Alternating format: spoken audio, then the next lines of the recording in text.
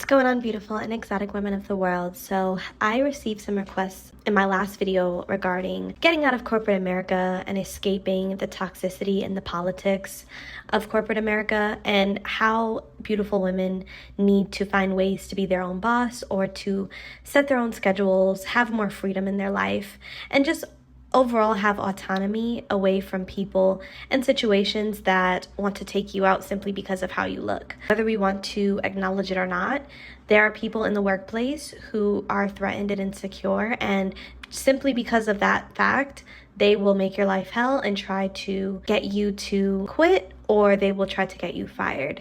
And we don't have time for peasants and their games and their stupid politics. And we definitely don't have time for people who are below us trying to mess with our livelihoods.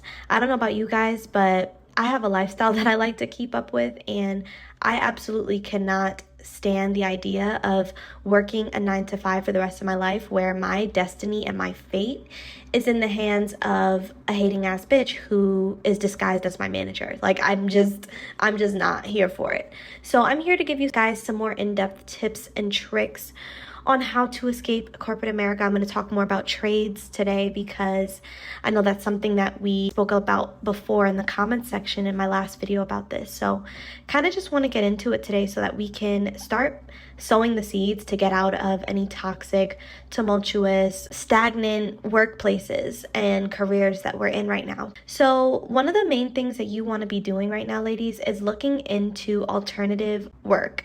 That means trade. So this could mean electrician, this could mean cosmetology, this could mean dental hygienist, which when I found out about that, I was like, a light bulb kind of went off for me, because I think dentists make a lot of money, but I know dental assistants and dental hygienists make a lot of money as well. And I think that that's a great field to go into because you work the regular corporate America hours. So you work 8-hour shifts for most dentist offices. So you work about 37 hours to 40 hours a week. And there are some accelerated programs that allow you to get your associates in dental hygiene within 9 months. So it's really nice to know that you have that option if you want to start sowing the seed toward that now, because the last thing you want to do is just working a job that is not fulfilling you. You're bored, you're not getting paid what you deserve, and to make matters worse, you have coworkers and bosses who are trying to sabotage you, don't like you, want to make your life hard. They just are looking for any way to destroy you. We don't have time for this. And this is such a taboo topic. It's not really talked about a lot in the real world or on social media, but it's such a real thing. Coworkers and bosses really shape the culture of the job that you're at. So if you have coworkers who harass people all day, or coworkers who like to sabotage people who they're threatened by, or you have a manager who, because she's intimidated by your looks, she's going to make your life harder, try to trip you up, try to get you to quit, or put you in positions to make you look bad so that you get fired. You know, we have to deal with these types of women and men all day long on the workplace. I have a cousin who recently had to report a man to HR because within her first week of training at her office job, she works for the government, this creepy guy found her on Facebook literally the first day she started work, and was going through her pictures and liking and commenting on them. And then other weird stuff started happening after, where he was following her in the car after work. And it finally got to a point where she had to report him, and he started slashing her tires. Ladies, can you believe that?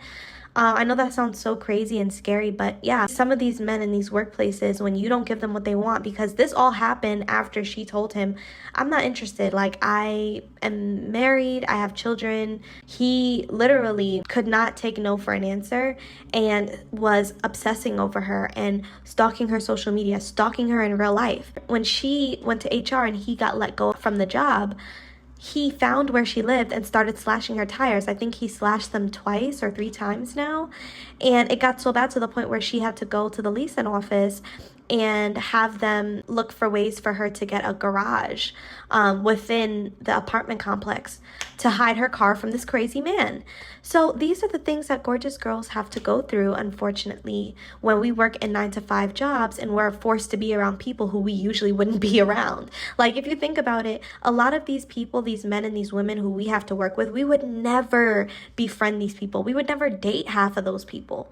But it's like we're forced to be around them because we have to work here, like, and we're forced to interact and be in close quarters and team up and all this nonsense, when it's like people are really weird out here. You don't know who your coworkers are when they leave that job. You don't know who your coworkers are once you close your laptop after a long day. You don't know what they do after work. They could be serial killers. They could be creeps. They can be pedos. You know what I'm saying? We don't know who people really are. So that's why it kind of also bugs me that we have to be in corporate America and work in close quarters with strangers. And we're kind of forced to like interact and, oh, are you a good culture fit? Are you interacting with your coworkers? Are you collaborative? Bitch, I'm here to get a check and leave. I'm not here to collaborate with nobody because I don't know who you people are for real. And it's like the second that you let somebody in just a little bit, maybe you guys have a little kiki moment, you know, now all of a sudden they want to add you on social media and stalk you and find you on your social media platforms so that they can get a deeper look into your life. No.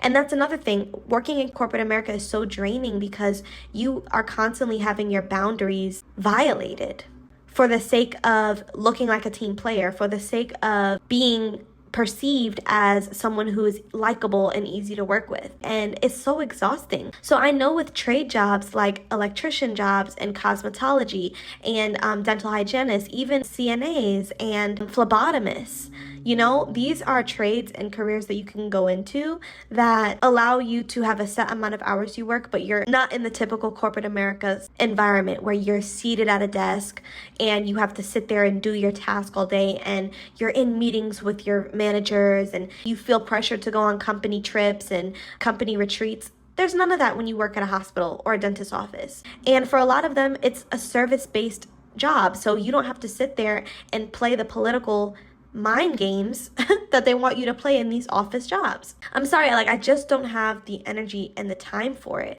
I'm grateful for the job that I have now because it pays the bills, but I'd be lying if I said that I would want to stay there for my whole life. I hate, and I'm gonna start ranting here, ladies, but I hate when my manager or like someone who I work with there asks me, where do you see yourself at the company in 5 to 10 years? Bitch, I don't see myself here. In 5 years, I do not see myself here. You got me effed up. You got me effed up. I do not see myself here in 5 years, but you have to lie and be like, oh, well, I see myself transferring cross-functionally. I see myself getting promoted to X, Y, and Z. It's just phony. You know what I mean? It's just exhausting. So if you guys can find trades, do that. I always also advocate for women looking into starting businesses. I know that's easier said than done. But if you have a passion and you know that you can capitalize off of it, just start sowing seeds and working on it now. You know, you don't have to have the end result. You don't have to be at the finish line right this second.